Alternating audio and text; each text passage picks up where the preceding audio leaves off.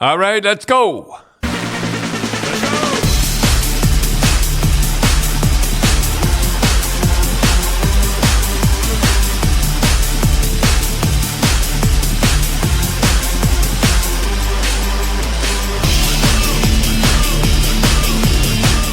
All right. Tim, what do we got this here week?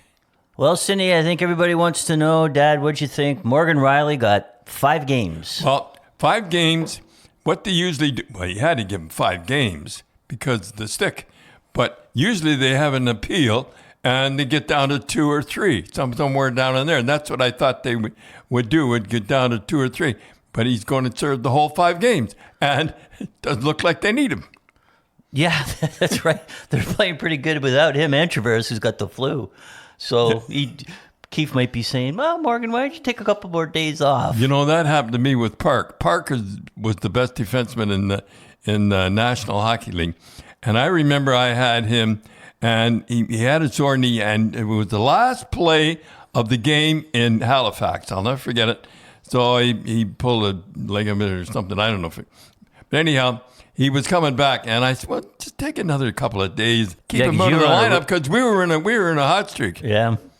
And I played him in Washington, and I figure Washington, of all teams, it was a bad team. I remember I said, now, don't fool around with the puck. Just get it and move it. No, he had to do it the same way, and I threw a towel at him. and the towel landed on him, and it was not nice. Well, that's not nice. And, you know, he just wanted to come back and play, and here I'm throwing a towel at him. Anyhow. You know what I want to say, though, about that whole thing was, you know, the guy from Ottawa, Greg, I hear this saying, well, you know, he's a young kid. He's not a kid. He's 21 years old.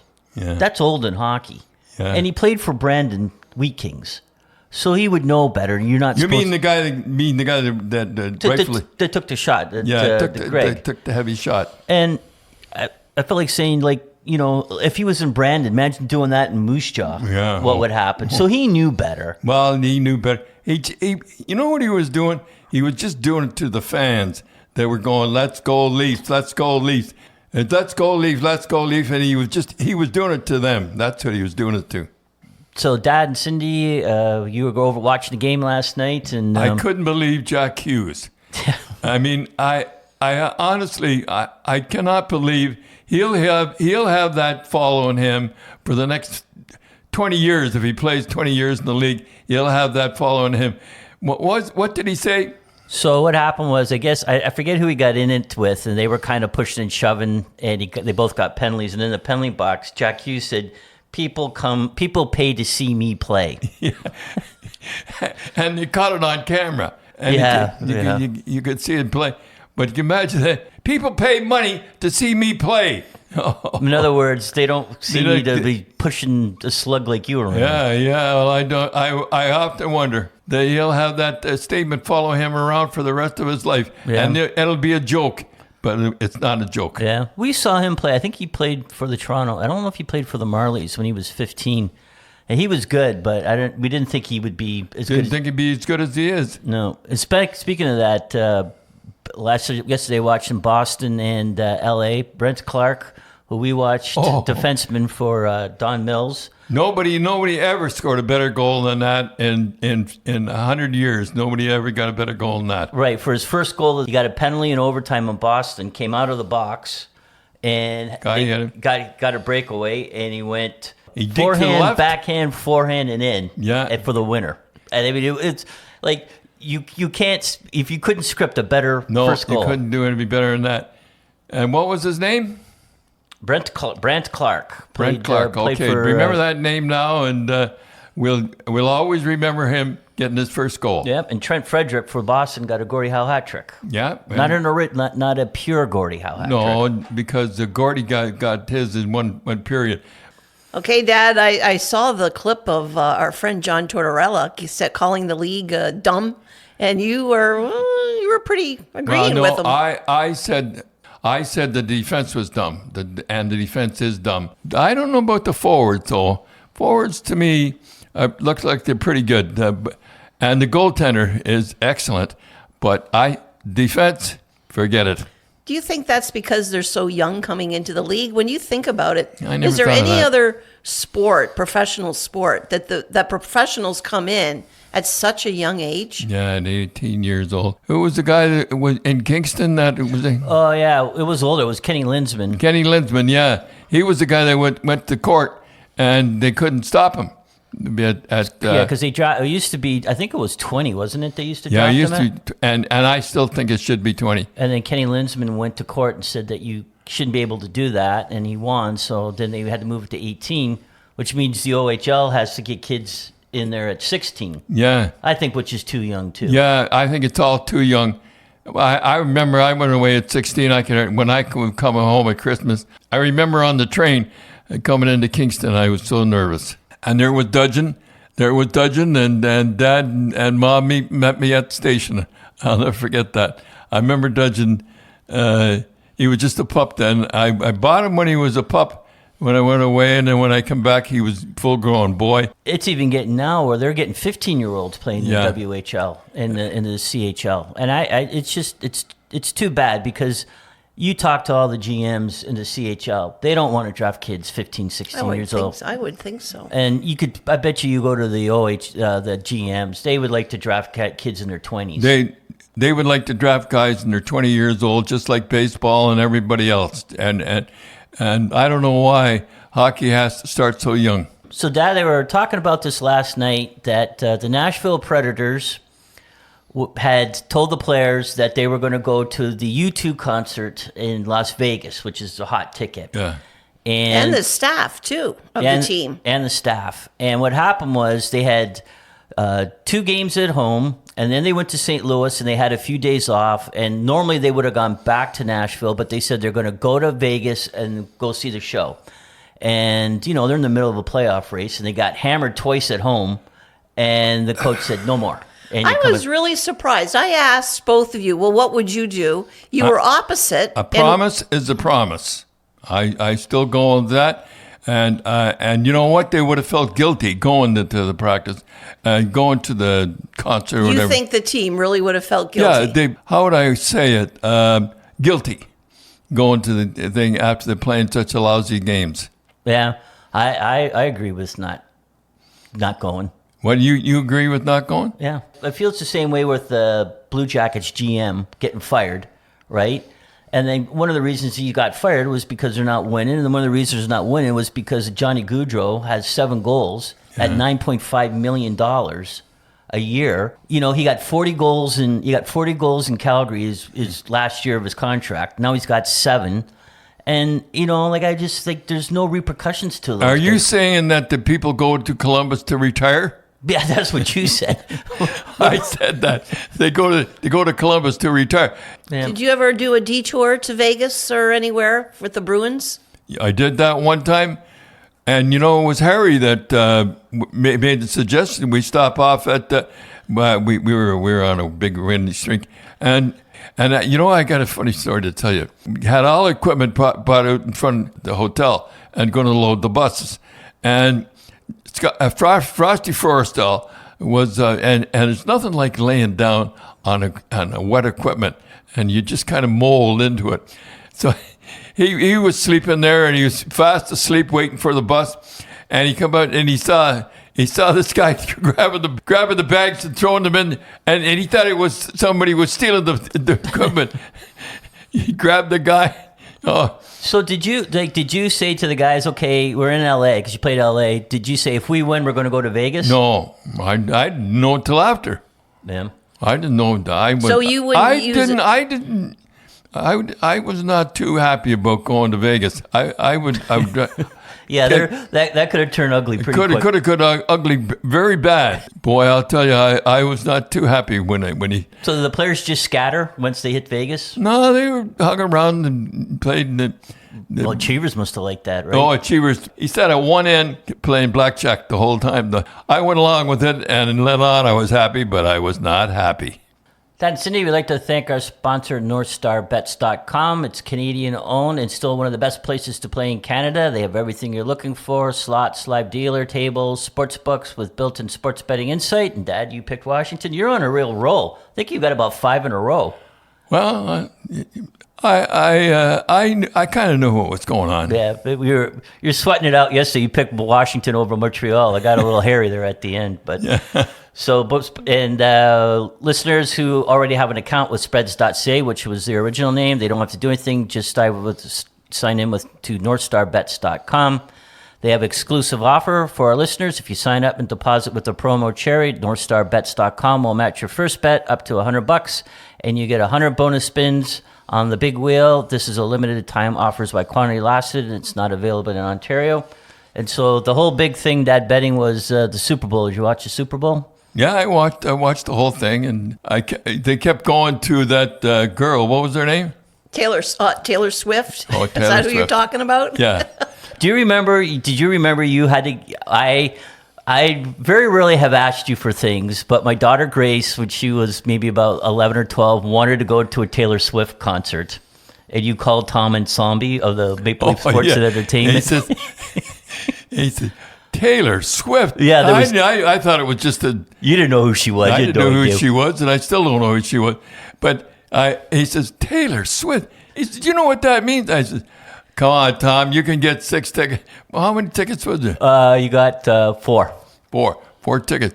And Tom and Tommy, boy, he was a great guy. Right. He was the guy that, Cindy, he was the guy that got the Rose Cherry home started. Without a doubt, he was. Yeah. We were nowhere until I was panicking 2 years into it. Remember, we had a hole in the ground. Remember? Yeah, we're like $350,000 in the hole with money. A lot of blueprints and everything with no building. Yeah, and all the construction and PCL. He got PCL involved because they were the builders of the ACC and he was associated with them. Well, he was the guy that built the Air Canada Tom Center. and Tommy, yeah. Because I remember you said because you helped them out and you went down there a couple of times, and he said anything you want, Don, anything you want, and then you called him up and you said, Tom, I need you to get you something, and he said, oh, what is it, Don? And you said 4 Taylor Swift tickets. You said there was dead silence for a couple seconds.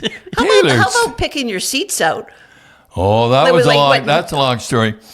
He said, would you come out and help us out? They were having trouble with the unions or something down there. Yeah, it was kind of behind schedule and all that, and they were getting some bad press. They were getting bad press anyhow. And he said, would you come out and help us out? And I said, okay, I came down. I remember it was raining, and I had a light brown suit on. I remember it. And I got rubber boots, and it was just mud. And so I went, and I used to get headaches back in those days, and I had an awful headache. So I went up and I did the whole thing, and sat in the thing and everything like that. And when I went to go in the car, he said, Don, I hate to tell you this. He says, we have to go up and do it again. I would do it again. And I had to put on the mud and boots and go up. And then we got, he says, what tickets do you want? So I said, this is the tickets right here. I phoned his office. I don't know why I phoned his office, but I phoned his office, and I could just tell by the secretary there was something wrong. And I said, everything all set? And he says, and as soon as he did that, I knew, as soon as there was a little pause there, I knew there was something wrong. What happened was, in 1932, when Conn Smythe first built the Toronto Maple Leaf Gardens, these people had the seats right from the very start. They were one of the first of all. And he said, you picked the 6 tickets. No, it was 4 tickets. 6. Was it 6 anyhow? Exact same seats as these people who are the original season seat holders. And was the exact same thing. 18,000 chairs in that thing. And I had to pick the you didn't let him off the hook, though, did you? No, he gave them to me. Maybe he didn't, now that I think of it. Anyhow, we switched around. No, he did give them to me. Yeah. And they got the same tickets at the far end. At the far end, the same thing. Yeah, at the opposite side of the ring. So everybody was happy. Okay, Dad, this is from Hockey Dad 65. It's from Twitter. And he says, hey, Grapes, my son is 12 years old and plays AA hockey, and he's pretty good. He likes the team he is on because he is playing with a lot of his friends, but he has aspirations of either going to the WHL or college, but he wants to stay on the team because of his friends. Do you think he needs to play AAA to realize his dream? Yes, he has to play AAA for the scouts to notice him, because that's all he go to is the AAA. And yes, I really believe that he has to play AAA. Now, when he gets older, then he can fool around a little, but to get noticed, he's got to play AAA. Well, what age is that then? Does he have? Well, I would say you got to start playing AAA when you're around, I would say 12 or 13 years old. Because the CHL scouts are kind of looking at those kids. But I'll tell you, like, even now, it's crazy that there are agents looking at kids that are 14 years old. Yeah, we'll go into that someday.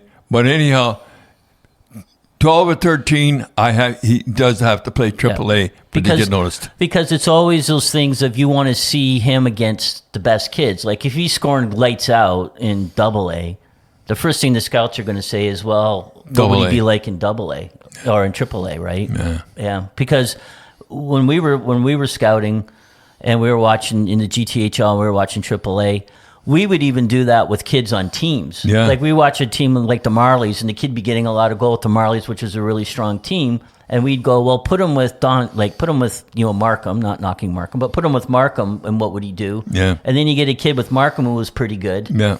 And he didn't have a lot of goals. And you say, well, put him with the Marlies, what would he be doing? Yeah. So you do have to play AAA to get noticed. There's no doubt about that. So, Dad, we're going to wrap it up. And as I said, you and Cindy were over watching the game. We were watching Washington and Montreal. And you noticed one thing at the end of the game when it was 1 goal difference and they had a power play. And Martin St. Louis, he was down there, right? He was telling the guys what to do. And I for the life of me, I can't understand. They got a first, the head coach. Yeah, head coach. First coach, I call a head coach.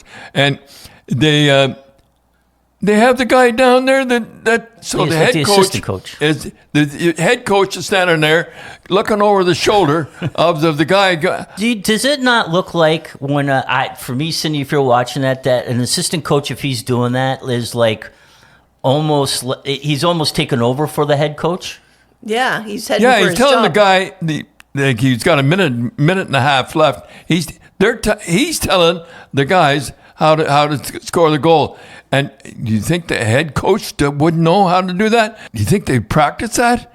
Yeah. I mean, just put the team. There's they pull their goalie. The only reason I think St. Louis did that was because they pulled their goalie, so it was 6-on-5, and then they got a power play. Yeah. So they don't practice that too much. No, 6-on-3. That's true. So I think that's why he was down there, but he was doing it, not the assistant coaches. And I still say it should be the head coach down there telling them what to do, and with a minute and a half to go.